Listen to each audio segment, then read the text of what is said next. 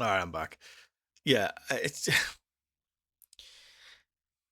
you're telling me that just like a random gardener did that. The sheer scale of that palace. A year? A fucking year? And then it was dismantled and moved and oh god, Jesus Christ. Man, people need to wake up, man. We need to go explore. We need to go explore this stuff. I'm ready. I'm ready. Let's also not forget about his banana. Paxton is an example of the enemy's laziness when it comes to hiding our true history. It is not fathomable or even possible for the citizens of the 19th century to have even built these structures, let alone assign their inception to one sole man. The Crystal Palace and its gardens, just like Chatsworth, were huge farming grids that used to live in water in conjunction with sound and electromagnetic energy to cultivate a whole range of wondrous produce. Kew Gardens in London is another example. The abundant electromagnetic energy was able to produce conditions of heat with ease, and the vibrational frequencies encouraged growth. Perhaps that's why Crystal Palace housed a grand organ, utilizing frequencies and vibrations to enable the growth of produce. And that's why the controllers were able to assign the cultivation of the banana, an exotic fruit, to a fabricated Englishman. The technology already established in England was able to grow many things with ease.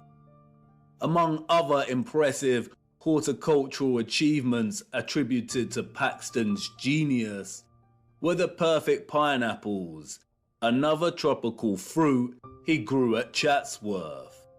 He grew enormous lily pads, which could hold the weight of a human. He grew gigantic sequoia redwoods at Chatsworth, which usually only thrive in humid conditions.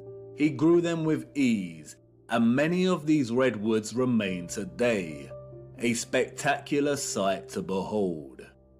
It's probably worth noting that among Paxton's many other talents, Wikipedia also tells us that he became quite skilled in moving gigantic trees, as well as gigantic crystal palaces.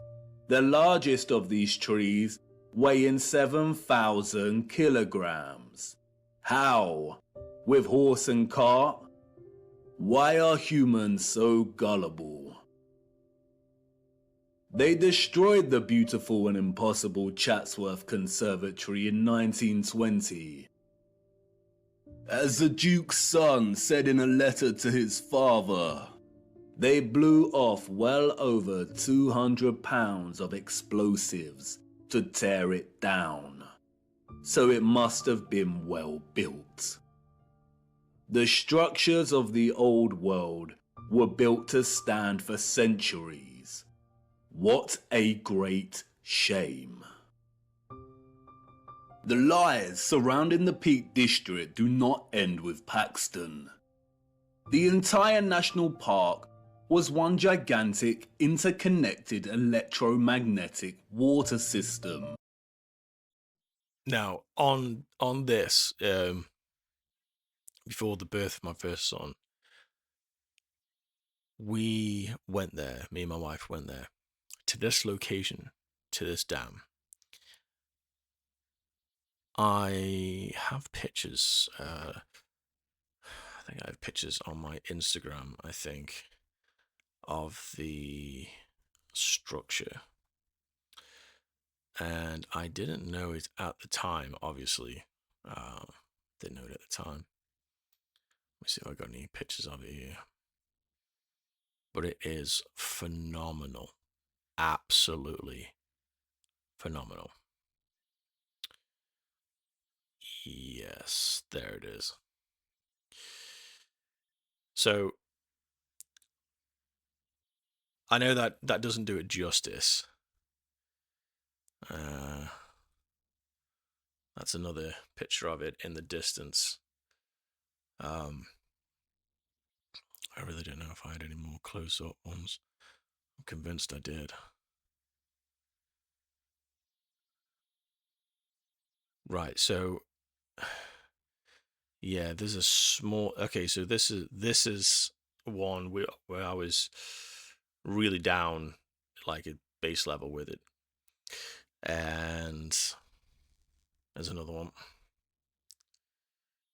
So the structure is immense. So that I I knew I pitched stuff on my Instagram. The structure is truly immense. It really is. If you've never seen it, I recommend you go and see it. There's also a small um, a small bit that runs off, and I was down there doing some photography because there was some mist in the water. But I I wish I knew this stuff then, because I would have loved to explore a lot more, and because it is absolutely phenomenal. But I have been here with the wife, and it is truly an amazing place. But let's carry on. Of the old world. It was most likely one of Britain's primary suppliers of farming goods. The national park boasts one of the largest collections of stately homes, halls and manors, all of which would have functioned as huge farms. It was also a regional retreat that specialised in healing. Yes, that's right, healing. The Peak District is home to two large towns, Matlock and Buxton. Buxton is famous for its bottled water, and Matlock is renowned for its historical baths. Even today, both towns boast an enviable collection of old world structures. We see an abundance of old generators, domed pavilion structures, capacitors, colonnades, columns, bandstands, gardens and water systems. Overlooking the town of Matlock is Ribber Castle. Its silhouetted. So this is on this is on this is on the list to go and see. Now I think, if I'm not mistaken, that these have been turned into apartments. I think it would have been easier to gain access to this while that was under construction and it wasn't there, but I think now these are apartments, and I think gaining access to just the exterior, I mean, forget about the interior, I don't think I'm gonna be allowed in. I mean, we can try, right? But it is on the list to do that. I'm not sure if this will got the trespass signs up and the fencing. I'm willing to, well, willing to hop over a fence and get close and see what I can see for as little time as I'll have doing that. Probably end up with the police and security teams coming after me, but hey ho, I'm not doing anything like malicious or anything. I just want to get, I literally just want a video and get close to the structure itself, just to have a look. But this is on the list, and it's a fantastic place. But I think it has been turned into apartments now, I think. Frame and turrets stand regal in the distance. It is a derelict structure and has been derelict for over a century. The curious public are not allowed near the structure. They tell us it was built very quickly by a Mr. John Smedley. Smedley was, we are told, an industrialist. By the 1850s, he had become the driving force behind Matlock's hydropathic industry. Hydropathy is the practice of healing and curing diseases through the use of water. The official narrative states that Smedley built Smedley's Hydro, which sits on Smedley Street in Matlock. It is now a government council building. Smedley's Hydro was just one of the hydropathies in the region. At one point, we are told, there were over 20 hydropathic establishments in the region. Just look at these structures. Smedley did not build the Hydro. Its structure and immense water tower evades his capabilities and the capabilities of all the 19th century citizens. The citizens of the 19th century Peak District inherited all of this infrastructure, and the controllers of our realm knew that they needed to squash any possibility of it being used for its original intended purposes, or for any of the inheritors to discover the truth. It was just too obvious, and soon someone amongst the crowd might start putting two and two together. So they did what they do best and employed a puppet. But unlike Paxton, who was able to achieve fame and fortune for taking all of the credit, Smedley had a different role to play. A role that many puppets in our society today still play.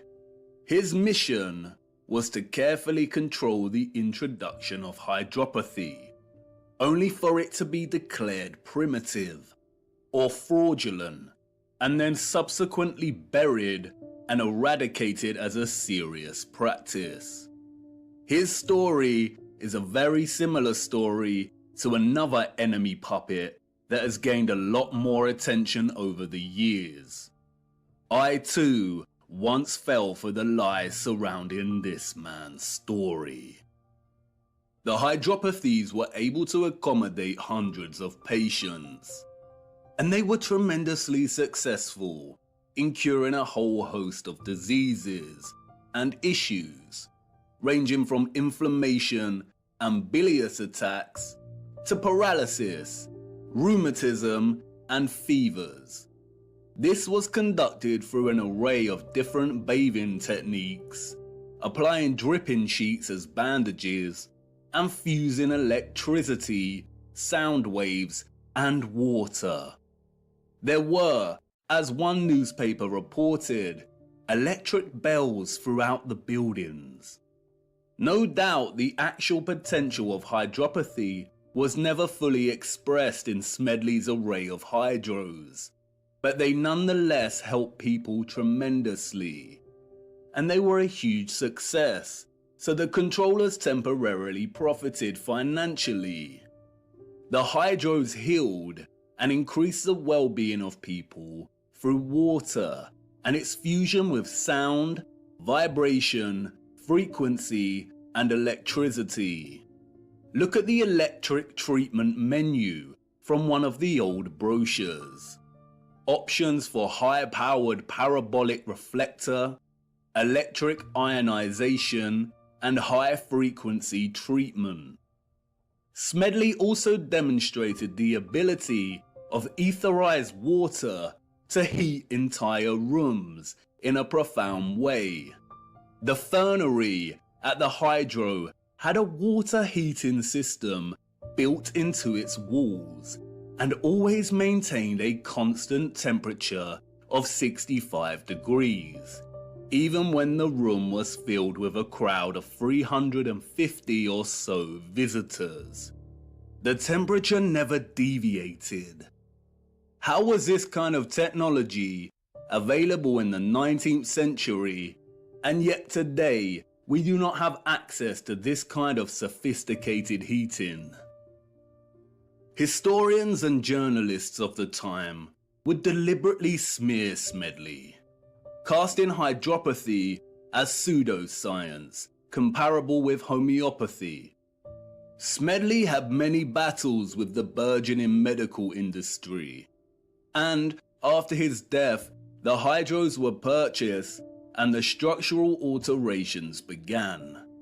Like Tesla, Smedley played his role and successfully introduced the science of the old world to have it debunked, tarnished, and sidelined forever. Hydropathy today is regarded as nothing more than a relaxing spa venture. All of its original applications of frequency and electricity have been eradicated from the practice. Smedley's role-playing allowed the controllers to justify the entire water grid system of the Peak District, successfully preventing the current 19th century and further subsequent generations from questioning its presence. The remains of the grid today are so evident. You can see. That's it right there. That's it. Honestly, that is 100% accurate on how that looks. Obviously, that doesn't do it justice because this thing is immense, and I do mean immense. It is ridiculous, and there's no way the people of that era built this. Not a chance. Trust me. I have been here. I have been there. I have seen it. I have shown you the pictures from my Instagram. I am not joking. There's no way that they built this. Absolutely not a chance. It is immense. Trust me. And relax to the soothing sound of water falling over the turreted regal Derwent Reservoir, which connects the entire region for its branching rivers and canals.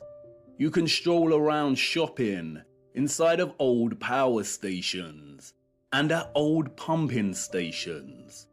And in every area of the region, there are wonders waiting to be discovered. Not only in the larger towns do we find old fountains that once provided the living waters, but also in the remote villages. Tucked away, we find an old dry fountain. Look, the Lord's gift, a bittersweet joy to behold. The citizens of the old world unlock the power of electromagnetic water by studying the stars above in the firmament. The stars above taught them that the key to manipulating the ethereal energy they harnessed from the ionosphere was through water, sound waves, vibration, and frequency. They honored this gift by constructing domes, by crafting star cities, cymatic magnetrons, and praising the Lord and Holy Spirit for the living waters they received in return. They understood the firmament as both scientists and disciples. Viewer, I am hoping the picture is starting to become clearer in your mind, and you will inevitably start to see things in a different light when pondering all of these impossible structures. It is not a coincidence that some structures like the Colosseum are also referred to as amphitheaters. Yep. Have you seen them from above? They look like speakers. Amphitheater is an interesting word. An amp is a unit of electric current, and an amplifier is a device that increases signal, especially microwaves and audio. And no doubt you will start to put two and two together in terms of some of the inventions that we were allowed to play around with before they were discarded as antique in their efficiency. But time is of the essence. We could ponder examples of the old world's electromagnetic water grid system for hours, but I encourage you to get out and hunt down these structures yourself. We and will. to document them in your own time. We have to move on. We need to start. Wait, what? You want to know if these came from the old world? Oh, God. Yes, they did. And they are extremely important. The inevitable ticking of the clock. A deeply unsettling instrument, Yep. but unavoidable. I need to show you one more missing piece of the electromagnetic puzzle first, and then we will take a closer look at these timekeeping instruments. Come on, let's keep moving.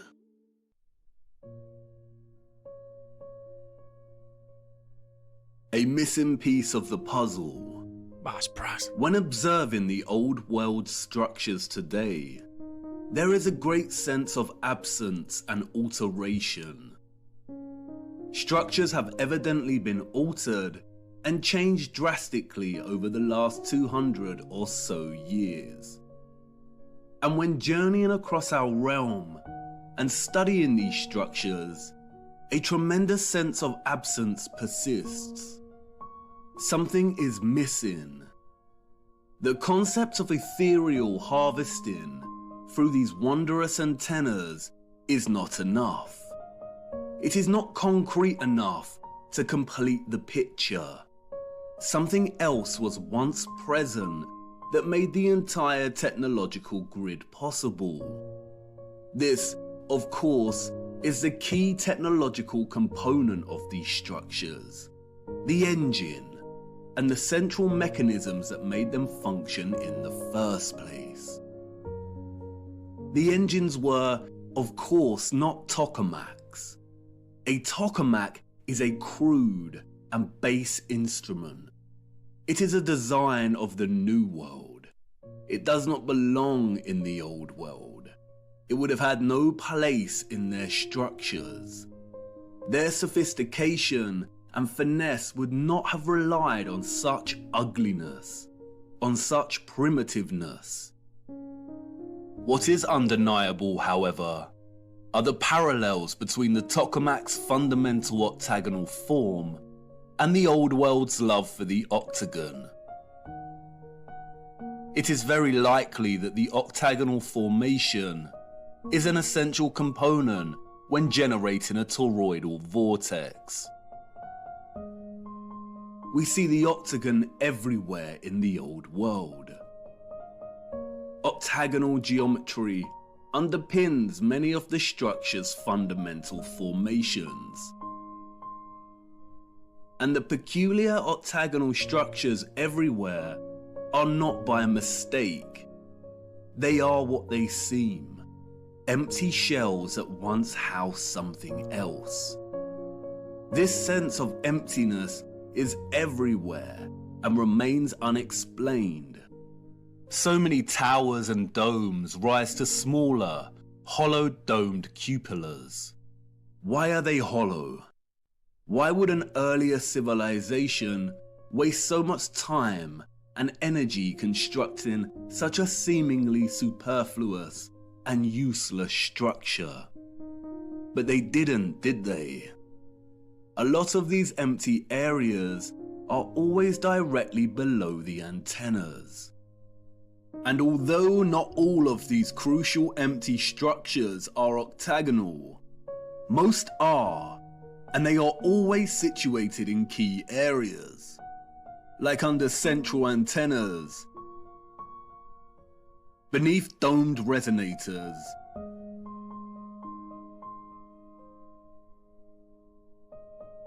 in the center of closed, symmetrical courtyards, or detached and just outside the bigger generators. And when reflecting on such perfectly wrought geometry, the absence is tangible. There used to be some kind of cylinder or apparatus contained within this space.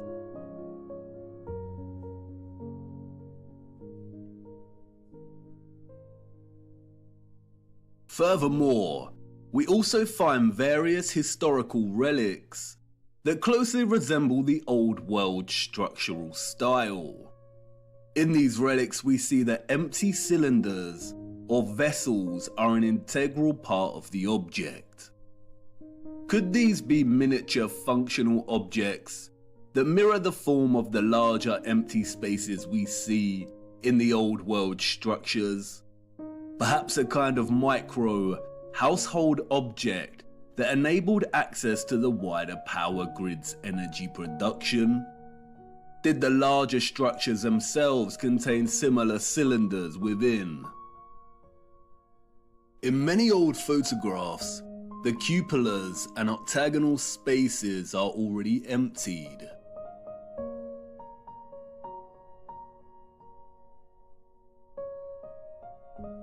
But there do remain a few images and illustrations that can offer a little insight as to what was present before.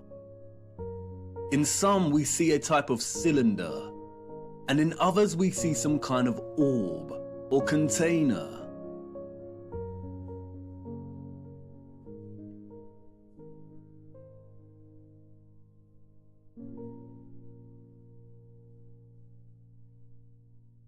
Due to the lack of images, it is hard to present a consistent finding. And so much has been altered, and in ways that are almost impossible to recognize. For instance, this is an 1880 illustration of the so-called completion of Cologne Cathedral. It focuses on the top of one of these spires. The wooden boards here are scaffolding. As you can see, the tops of these spires open, revealing some kind of cylinder. This is a model of the area of the spire that we see in the illustration. It was put outside of the cathedral to give tourists an idea as to just how large these spires are. An impossibility for citizens of the 19th century. The men in this illustration are not completing the final spire of the cathedral. They are removing whatever existed in the container at its apex.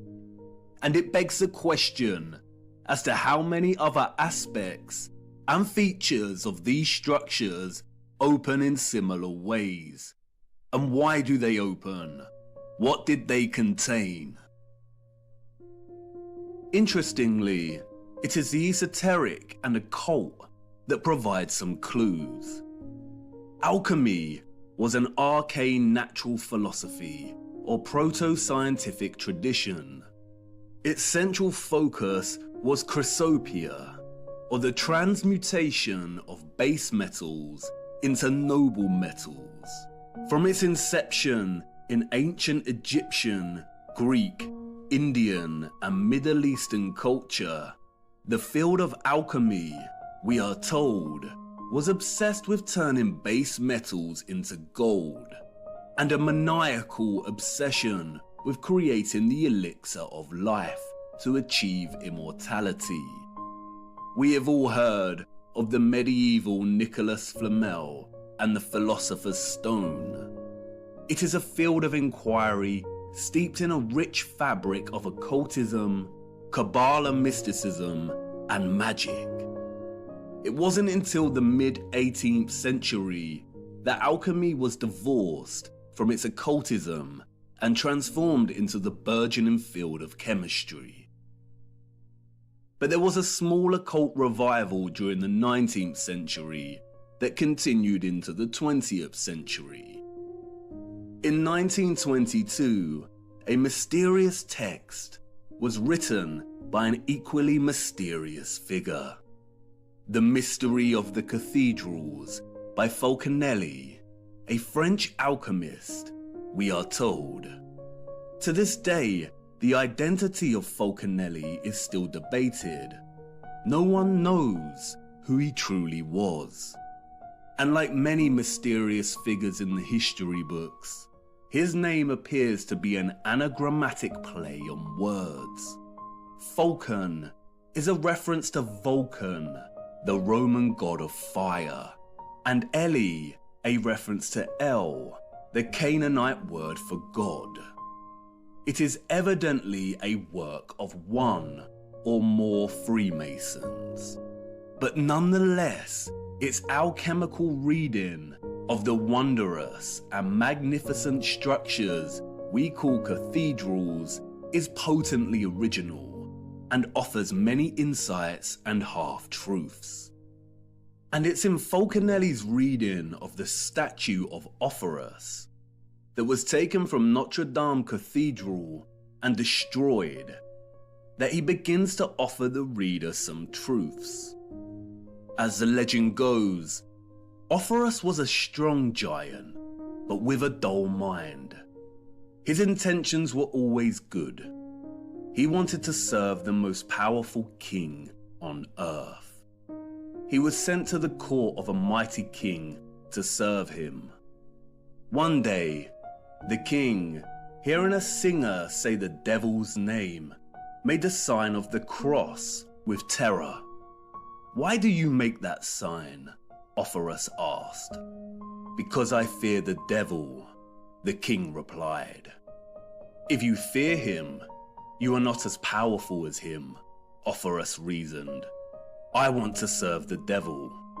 And so he did, and enrolled among Satan's servants. One day, the servants met a cross by the side of the road, and the devil ordered them to turn around. "Why is that?" the curious Offerus asked. "Because I fear the image of Christ," the devil replied. "If you fear him, you are not as powerful as him," Offerus reasoned. "I want to enter the service of Christ," Offerus exclaimed, and passed by the cross and went on his way. On his way, Offerus met a hermit. He asked the hermit where he could find Christ. "Everywhere," the hermit replied. The hermit knew the type of dull giant he was dealing with, and he knew he would not take to prayer. So he led Offerus to a violent river and said, "The poor people who have crossed this water have drowned. Stay here and carry them on your strong shoulders. If you do this, Christ will recognize you as his servant." And so he did. Offerus spent his days and nights carrying people across the river. One night, overwhelmed with fatigue, Offerus received a knock on his door. It was a child who wanted to cross. Offerus took him on his shoulders and began crossing the river. But as he reached the middle, the river became a furious torrent. The waves swelled, and Offerus began to buckle. In fear of letting the child fall, Offerus uprooted a tree to lean on, but the child was becoming heavier and heavier. Offerus began to fear the child would drown. He lifted his head up and asked, "Child, why do you make yourself so heavy? It seems to me that I carry the world."